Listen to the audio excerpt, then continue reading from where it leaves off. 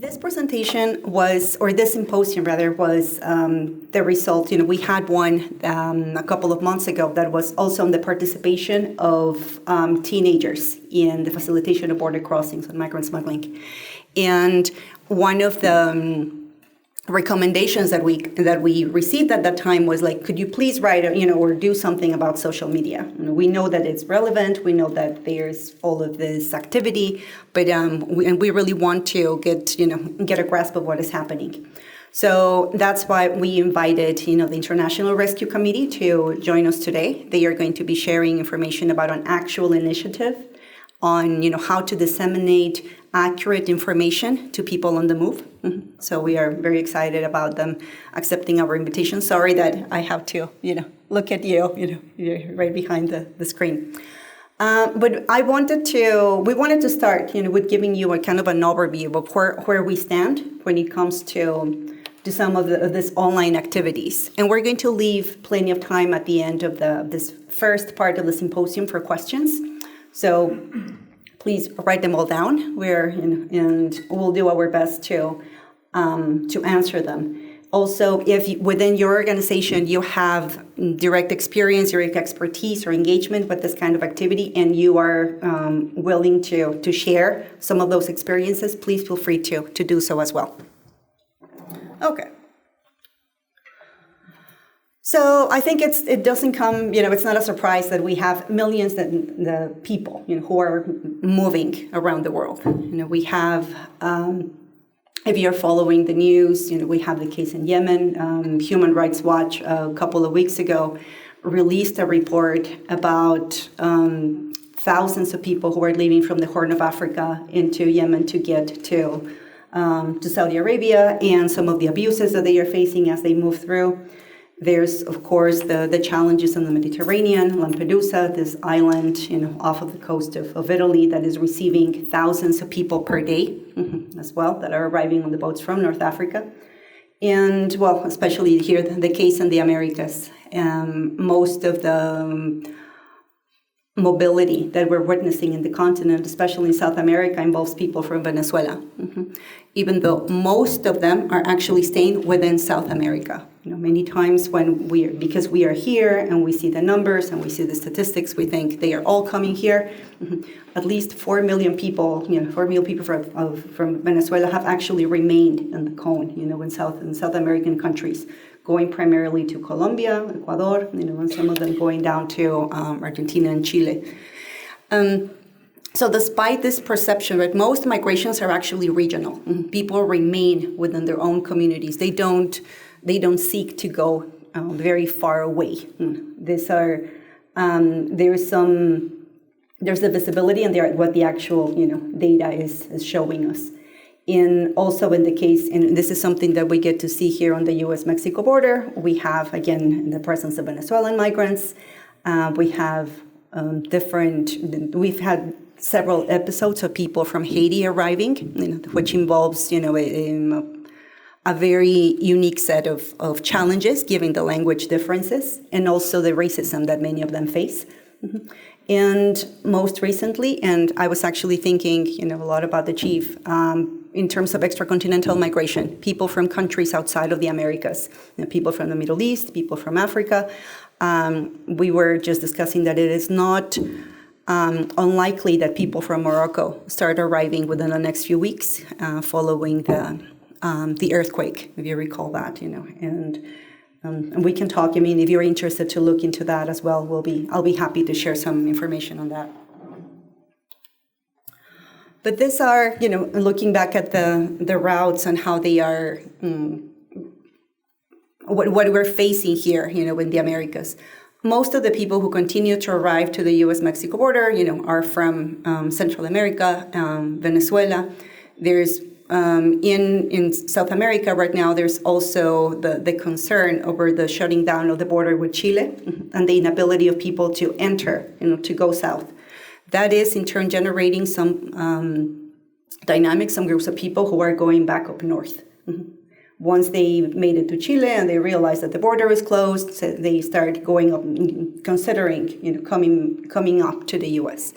And that also involves crossing the Darien Gap. If you have also been following the news, a couple, maybe 3 or 4 weeks ago, there were several reports, on the very high numbers of people who are crossing the Darien. Many of them are also from Venezuela, from Haiti, people who are not coming directly from Haiti, though.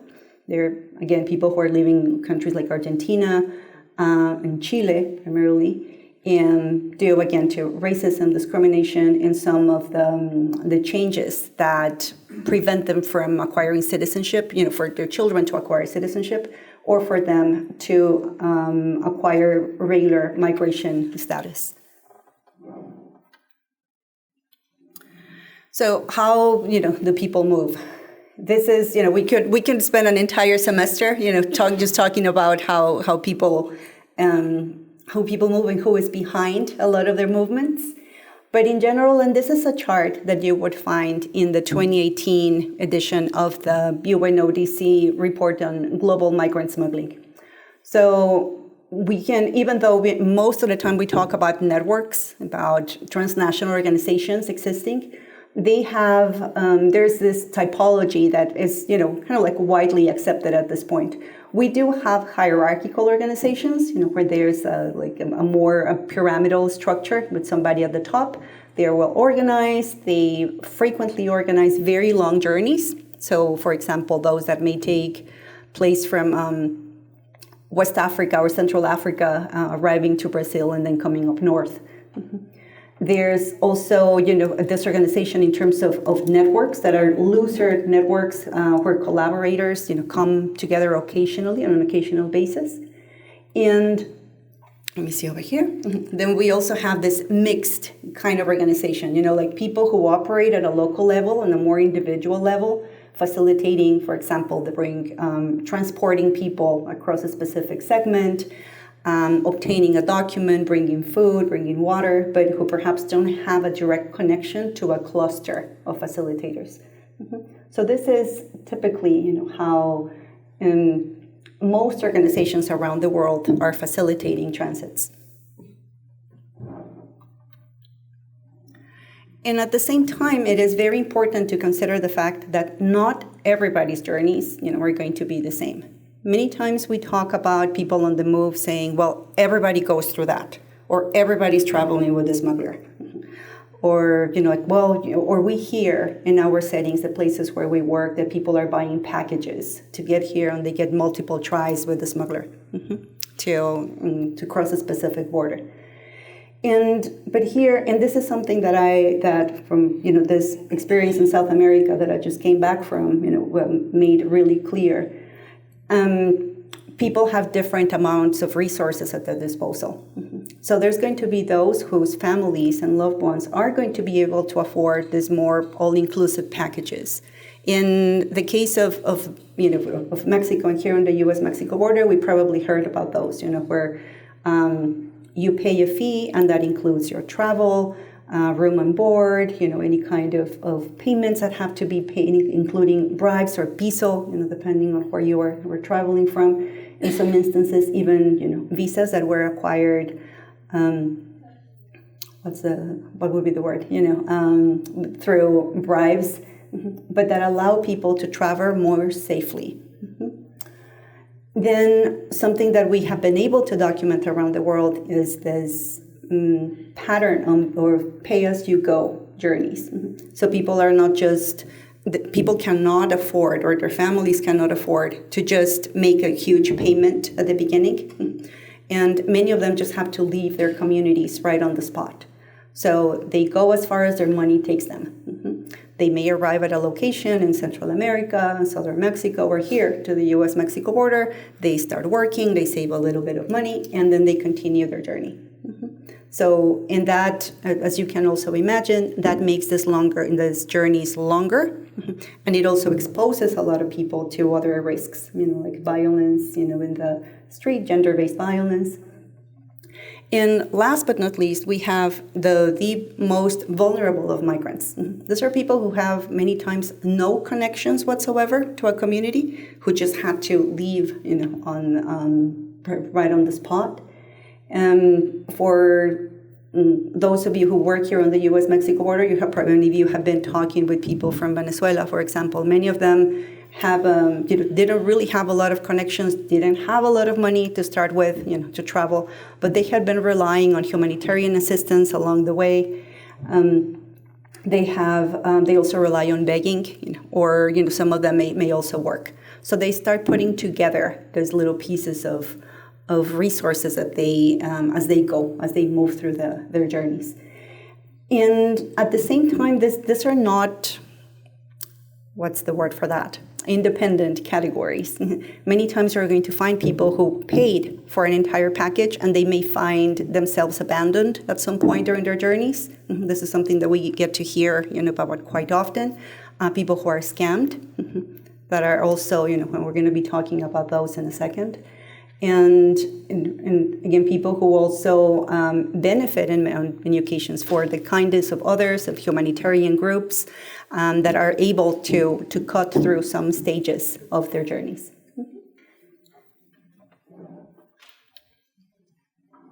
Okay. So, but what would we, in looking more closely into what is going to be our conversation today, like what brings people together? What is the reason behind, or what's the common factor rather that joins all of these journeys? And that is the access, for information. People need information. People want information as they move. So, and it is very common to hear smugglers are providing all of the information. But that is also kind of like this partial truth. Because people, when we need information for something, we do not always go to just a single source. We try to talk to other people, we get other opinions, we get referrals, we go, we check out the reviews on Google. So this is, while reliable, smuggling services are needed, people also need information about humanitarian assistance. So where are they going to be able to get services? What institutions are out there? What churches they can go to? What shelters they can reach along their way? And something that again was pretty evident during this journey was to identify how essential information on water and food can be. And that is food that is appropriate or adequate to your own, to your culture, to your traditions. This is, kind of a side note. I was growing up as a child in Mexico. I read forever about Lake Titicaca. That's a picture of Lake Titicaca. I was crossing through it. But it was also very sad to hear that in this year, at least 10 people from Haiti have died once they reached the lake. This is at about 12,000 feet in terms of altitude. So reaching that location without having had a chance to acclimate yourself to it can be, lethal. And also the temperatures, get, as you can imagine, get very low, especially during this time of the year, which is the end of the winter in South America. So many of the people have complications that are related to the weather. And for small children, also not having, and for their mothers, not to have access to traditional foods, traditional staples, becomes an issue. There's different humanitarian organizations that are on the ground that are responding to their needs. But many times also because of the way their journeys are organized and the racism and discrimination that they face, they may intentionally, or on purpose, avoid the providers of some of that assistance. And in this context, it's when, again, messaging and social media becomes essential in terms of disseminating information, where people find it, how they can, and where learning, right, who is actually going to give you reliable information becomes key.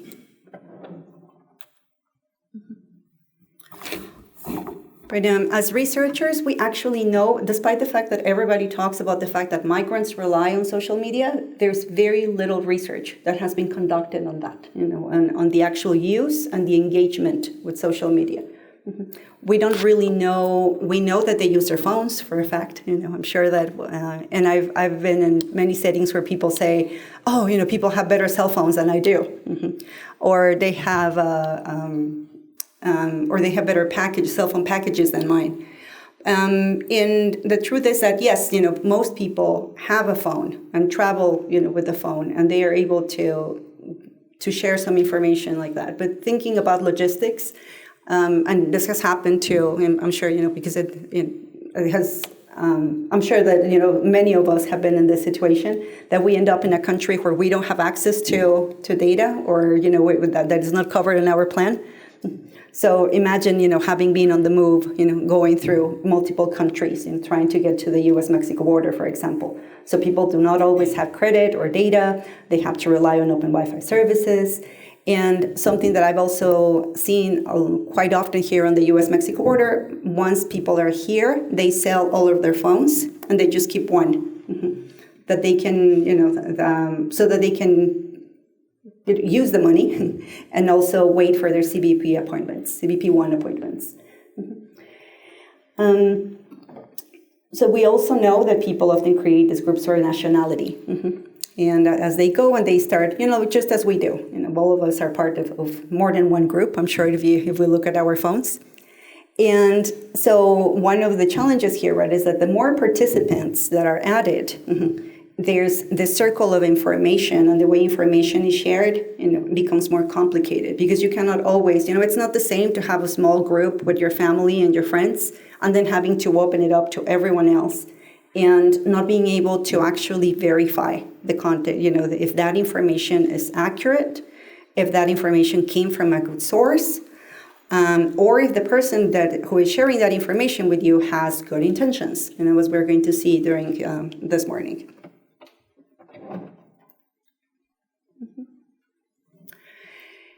One hypothesis, right, that we have when it comes to looking into the data and the information that is shared by people online as they move is, it would be, the closer you are to that person who is originating the information, the person who is developing the information, you are more likely to trust it.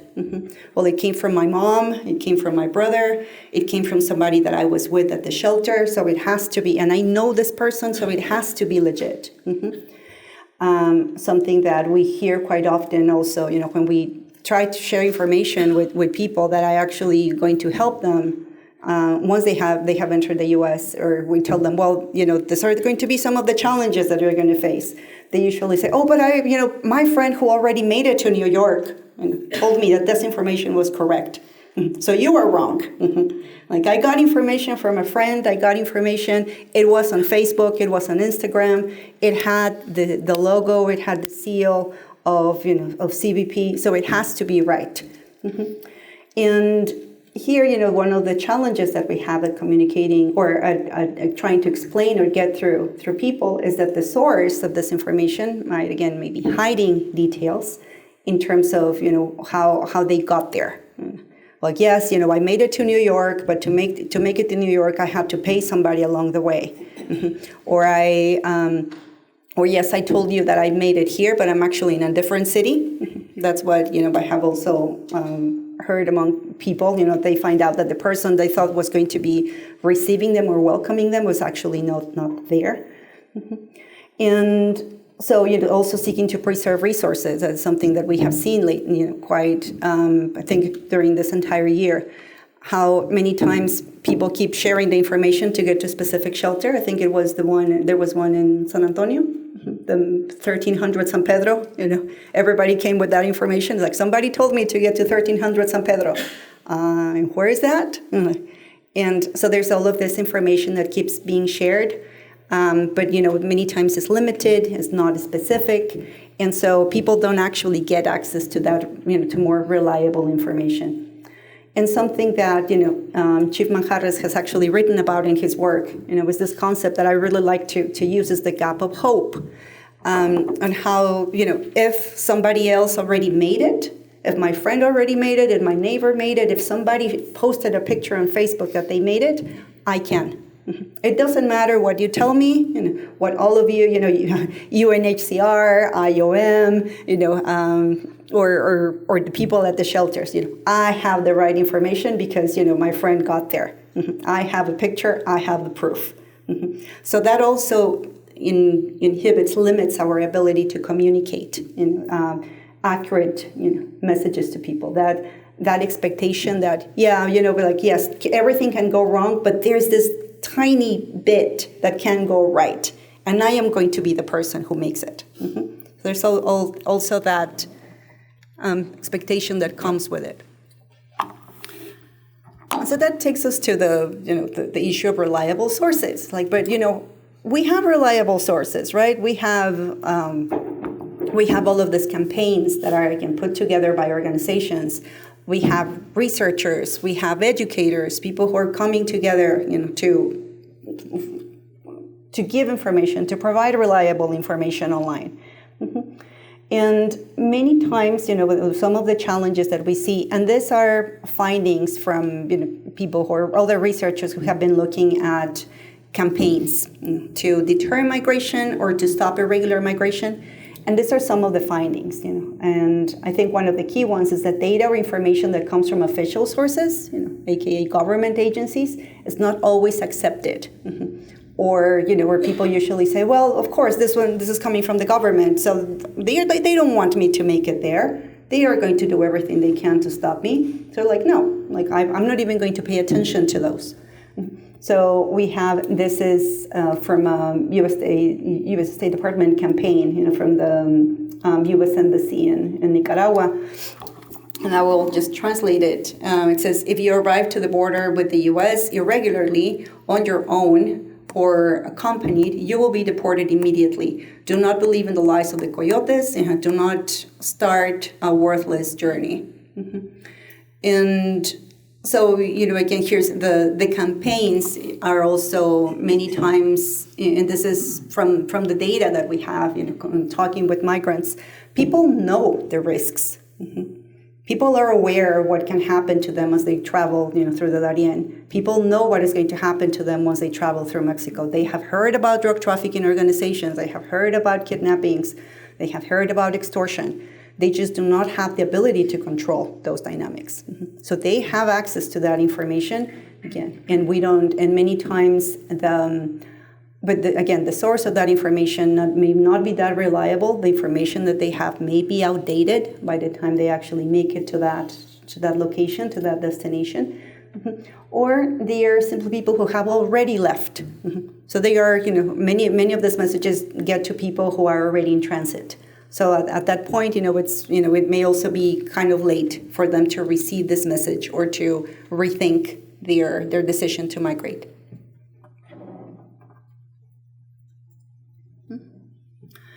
And that takes us to, what are some of the challenges that we have with the information that is available online.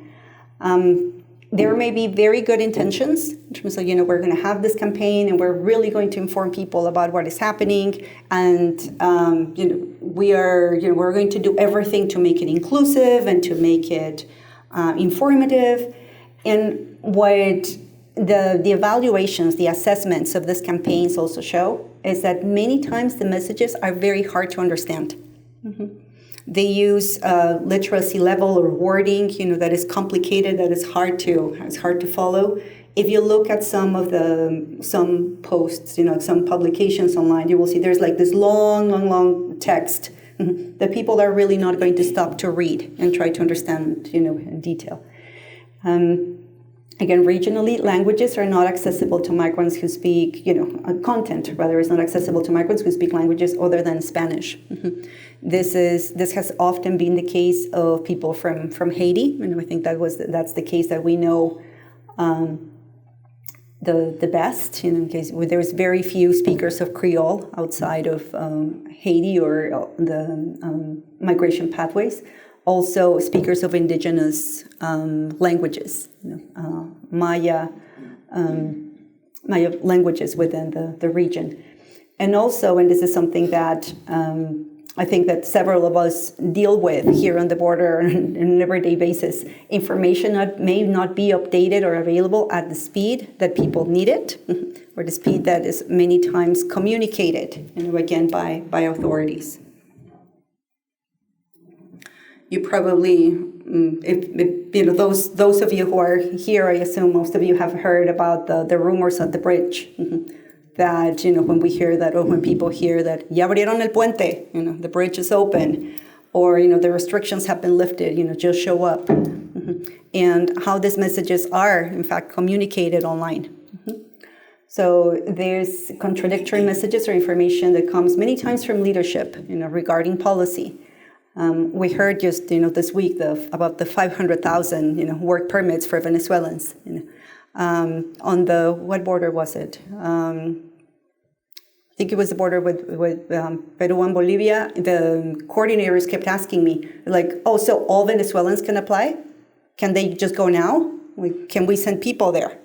And I was like, I don't know if it's going to be that happy for you for you to send people there.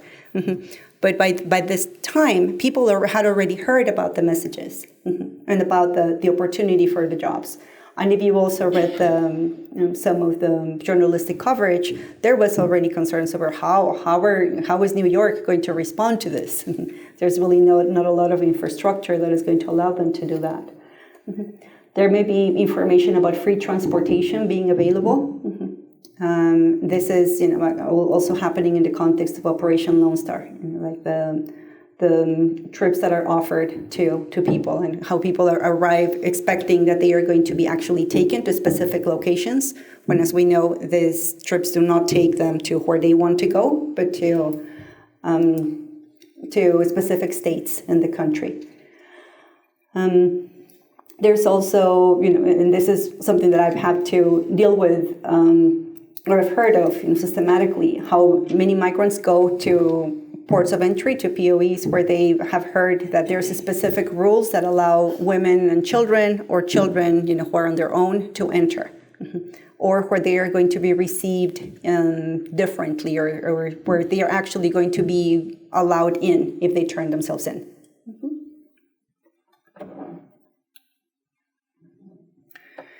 And one of the, of course, despite the fact of the existence of this very, or what would be more reliable sources of information, we still have word of mouth. We have the chisme.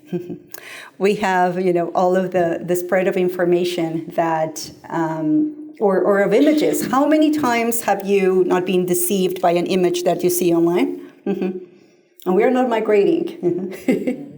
So, my mom is always sending me pictures like, is this really happening? Like, no, Mom, that's not happening, But so people rely on many times or are convinced, once again, by these images, People may share experiences, which really is hard to confirm, when they say, oh, yes, I traveled with this smuggler, or they post their experiences online. He's so reliable, he's so good, God bless him. But how are we actually going to confirm that actually happened, or that publication was actually made by a migrant?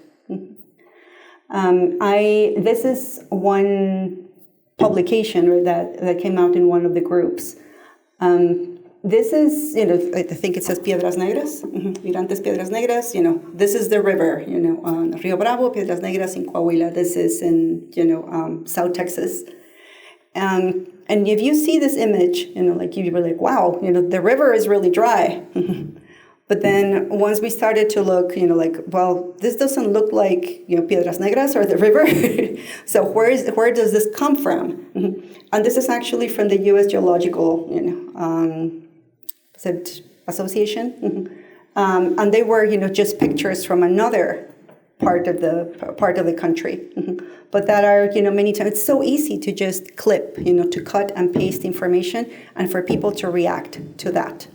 To say, oh, the river doesn't look that bad, or, the current doesn't look as strong. Maybe I can cross this time. So there's, all of this misinformation and again, overabundance of images, of messages that create the illusion that, I can make it. There's that gap that is going to allow me to make it through. Thank you.